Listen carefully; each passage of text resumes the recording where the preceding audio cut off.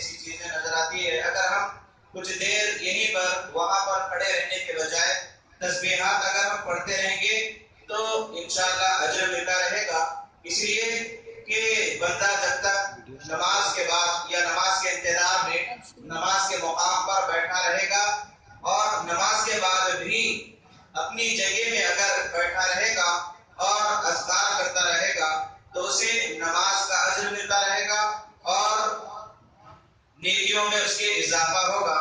اسی لیے چاہے کوئی بھی نماز ہو ذرا اس کا خاص خیال رکھے.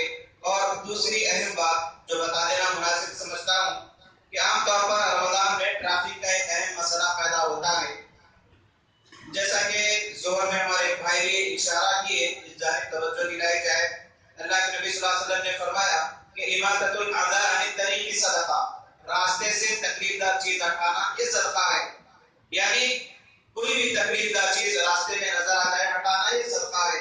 اگر راستے میں اگر لوگوں کے لیے رکاوٹ بن جائے یا تکلیف دہ بن جائے تو پھر حدیث کا اپوزٹ ہو جائے گا. اسی لیے پارکنگ کا جو مسئلہ ہے ذرا دور دور گاڑیاں کھڑی کرے گاندھی کتے کے پاس یا آگے قبرستان کی گلی میں یا قبرستان کی دیوار سے متصل دور دور. اگر مسجد کے قریب ڈبل پارکنگ کریں گے تو مناسب نہیں رہے گا. بس وغیرہ جاتی ہے اور بڑی گاڑیاں جاتی ہیں، ٹریفک میں خلل واقع ہوتا اور یہاں پر نماز کے دوران اگر وہ ہارن بجاتے رہیں گے تو نماز کی خشوع و خضوع میں بھی خلل پیدا ہو جائے گا. ذرا اس کا خاص طور پر خیال رکھیں کہ ہماری وجہ سے دوسرے لوگوں کو تکلیف نہ ہو، ورنہ جتنے لوگ جاتے رہیں گے اور ٹریفک میں خلل ہوگا گاڑی پارک کرنے کی وجہ سے اتنے لوگ گالی گلوچ کرتے ہوئے گزرتے ہیں. یہ اخلاقی اعتبار سے بھی مناسب نہیں اور بحیثیت مسلمان مناسب نہیں ہے. وعن ابي هريره رضي الله تعالى قال قال رسول الله صلى الله عليه وسلم اذا جاء رمضان فتحت ابواب الجنه وغلقت ابواب النار وصفدت الشياطين. رواه مسلم. امام مسلم رحمۃ اللہ علیہ نے اپنی صحیح میں ایک بڑی ہی بہترین روایت نقل کی جس کے راوی حضرت ابو ہریرہ رضی اللہ تعالی عنہ ہے. فرماتے ہیں کہ نبی کریم صلی اللہ علیہ وسلم نے ارشاد فرمایا اذا جاء رمضان، جب ماہ رمضان آتا ہے، فتحت ابواب الجنہ، جنت کے دروازے کھول دیے جاتے ہیں، وغلقت ابواب النار، جہنم کے دروازے بند کر دیے جاتے ہیں، وصفدت الشیاطین، اور شیاطین کو قید کر دیا جاتا. اس حدیث پر اگر ہم غور کریں گے تو تین اہم باتیں رمضان المبارک سے متعلق اللہ کے نبی صلی اللہ علیہ وسلم نے بتلائی. ایک تو جنت کے دروازے ماہ رمضان میں کھول دیے جاتے ہیں. دوسرا جہنم کے دروازے ماہ رمضان میں بند کر دیے جاتے ہیں. تیسرا شیاطین کو قید کر دیا جاتا ہے. اگر ہم اس حدیث پر اگر غور کریں گے تو تین اہم مسائل ہمارے سامنے آئیں گے. رمضان المبارک میں جنت کے دروازے کھول دینے کا مطلب یہ نہیں کہ جو بھی رمضان میں انتقال کر جائے گا وہ جنت میں چلا جائے گا، یہ معنی نہیں ہے اس کا. جنت کے دروازے کھول دینے کا ایک معنی یہ ہے کہ رمضان میں جنت سجائی جاتی ہے. دوسرا مفہوم یہ ہے کہ انسان کے لیے، مسلمان کے لیے جنت میں جانے کی راہیں رمضان میں آسان ہو جاتی ہے. جنت میں جانے کی راہیں ماہ رمضان میں آسان ہو جاتی ہے. انسان یا مسلمان اگر تھوڑی توجہ دے تو یقیناً آسانی کے ساتھ گناہوں سے بچ سکتا ہے. اور ایک مفہوم یہ ہے کہ جنت یا جہنم میں داخلہ بندوں کا حساب و کتاب کے بعد ہی ہوگا.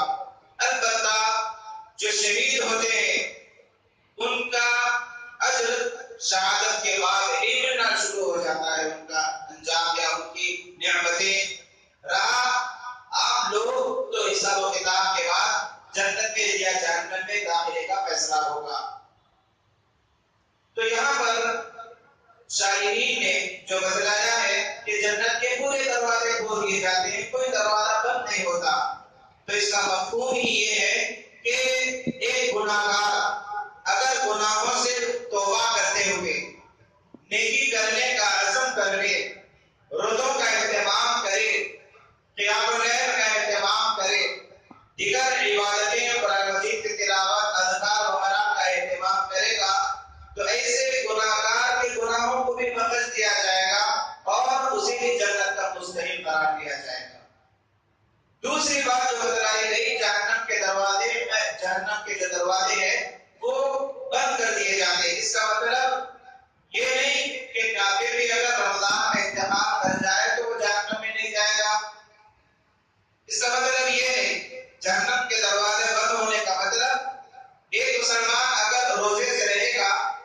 یا تھوڑی توجہ دے گا گناہوں سے آسانی کے ساتھ بچ سکتا ہے۔ اس لیے کہ ہر ایک کی کوشش اور یہ خواہش ہوتی ہے کہ اللہ تعالیٰ مجھے معاف کر دے، میرے گناہوں کو درگزر فرمائے اور میرے درجات جنت میں بلند ہو جائے، اور روزے کی حالت میں گناہوں سے بچتا ہے مسلمان۔ اور یہ کوشش ہوتی ہے کہ اگر میں گناہ کروں تو میرے روزے میں فرق آ جائے گا۔ تو یہ ہے اس کا معنی۔ تیسری بات جو بتلائی گئی، شیاطین قید کر دیے جاتے ہیں۔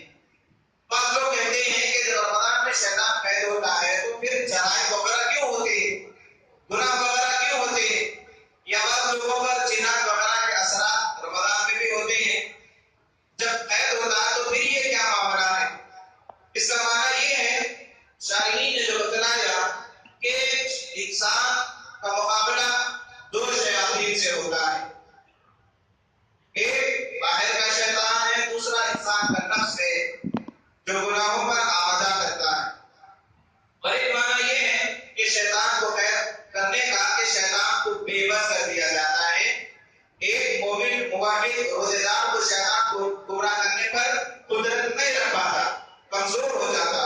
اور ایک معنی یہ ہے کہ شریر قسم کے، جو سردار قسم کے جو شیطان ہوتے ہیں انہیں قید کر دیا جاتا ہے۔ باقی چھوٹے موٹے جنات یا شیاطین وغیرہ جو ہے وہ آزاد ڈھونڈتے ہیں۔ اور ایک مفہوم یہ ہے کہ انسان کا مقابلہ عام حالات میں دو شیاطین سے ہوتا ہے، ایک بڑے شیطان سے جو باہر کا رہتا ہے، دوسرا انسان کے اندرونی جو شیطان ہے جس کے بارے میں کہا گیا ان الشیطان یجری فی الانسان کمجرى الدم، کہ شیطان انسان کے رگوں میں ایسے دوڑتا ہے جیسے خون دوڑتا ہے۔ تو یہ جو باہر کا شیطان ہوتا ہے وہ بند ہوتا ہے تو ایک شیطان کا مقابلہ کرنا انسان کے لیے آسان ہو جاتا ہے۔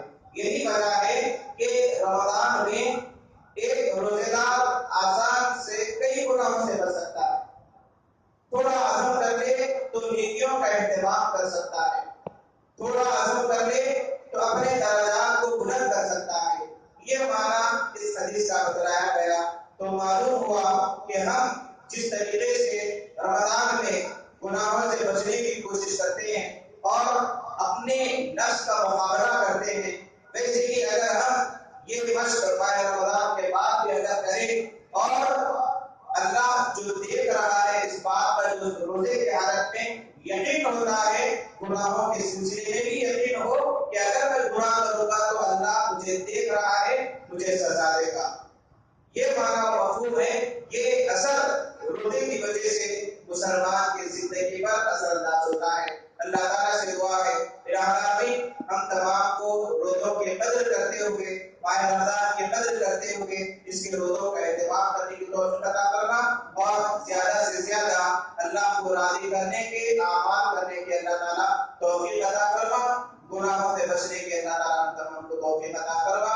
السلام علیکم ورحمۃ اللہ۔